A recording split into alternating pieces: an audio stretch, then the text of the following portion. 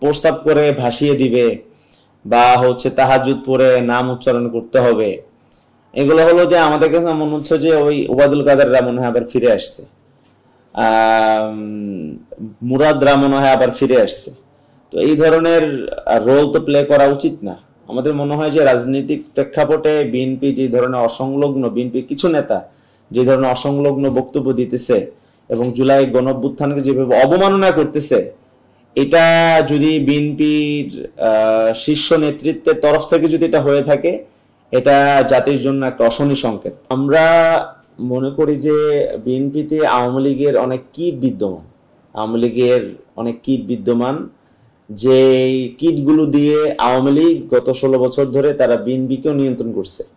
যখন 2018 সালে নির্বাচন হলো তখন কিন্তু শেখ হাসিনা বলেছিল যে বিএনপি নেতারা এসে আমার কাছে অভিযোগ দেয় যে তারা নমিনেশন বাণিজ্য করতেছে, তারা ঠিকঠাক ভাবে দলে যারা ত্যাগী নেতা তাদেরকে মূল্যায়ন করতেছে না।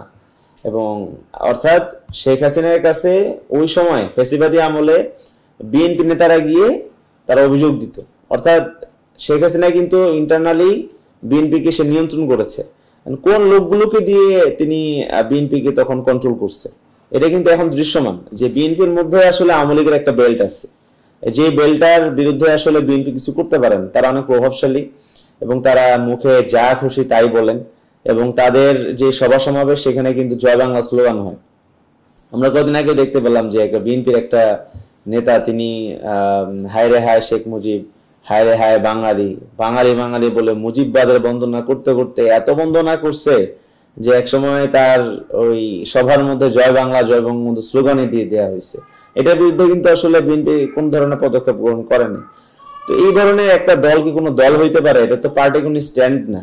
আমরা অবশ্যই মনে করি বিএনপির এই স্ট্যান্ডটা ক্লিয়ার করতে হবে যে বিএনপি কি মুজিববাদকে ধারণ করে কি করে না। এবং বিএনপি নেতা ফজলু যেভাবে মুজিববাদের একটা মুখপাত্র হিসেবে হাজির হয়েছে, এই মুখপাত্র কি এটা বিএনপির হাইকমান্ডের নির্দেশে হয়েছে নাকি অন্য কোনো নির্দেশে হয়েছে, সেটাও কিন্তু বিএনপিকে স্পষ্ট করতে হবে। কারণ এই বাংলাদেশের মধ্যে মুজিববাদকে কবর রচনা করার জন্যই তো আমরা অভ্যুত্থান ঘটাইছি। যদি এটা বিএনপির স্ট্যান্ড যদি না হয়, তাহলে কি বিএনপি শেখ মুজিবকে দেখতে চায়? বিএনপি কি শেখ মুজিবকে সমর্থন করে? বাকশালের যে শেখ মুজিব, সেই মুজিবকে কি বিএনপি সমর্থন করে? বা শেখ হাসিনা যে ফ্যাসিবাদ বা তার যে শাসন ব্যবস্থা, এই শাসন ব্যবস্থাকে কি বিএনপি সমর্থন করে? এটাকে বিএনপির স্পষ্ট করতে হবে। তা না হলে আমরা মনে করব যে বিএনপি নেতারা যেভাবে প্রস্তাব করে ভাসিয়ে দিব, তরুণদেরকে একটা ভাবে আক্রমণ এবং যেভাবে এই অভ্যুত্থানের 5 আগস্টকে তারা কালো শক্তি হিসেবে উপস্থাপন করেছে, এটা বিএনপির সর্বোচ্চ যিনি নীতি নির্ধারক তারেক রহমানের কাছ থেকে এসছে বলে এটা আমরা ধরে নিব।